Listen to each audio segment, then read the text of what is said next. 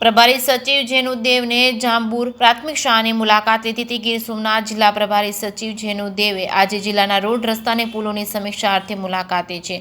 તેમને વિવિધ પુલોની મુલાકાત દરમિયાન તેઓ જાંબુર ખાતે પહોંચ્યા હતા, ત્યારે પુલની બાજુમાં જ આવેલી પ્રાથમિક શાળાના બાળકોનું પ્રાર્થના ગીત સાંભળીને સચિવ અચાનક જ પ્રાથમિક શાળાની મુલાકાતે પહોંચ્યા હતા।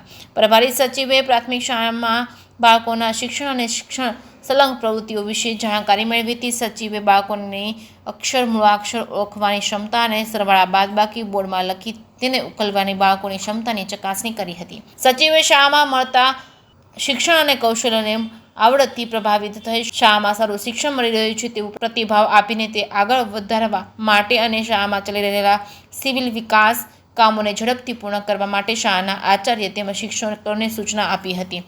જે કે સિંહ ગુજરાતી સાથે મહેશ વાજા, સોમનાથ।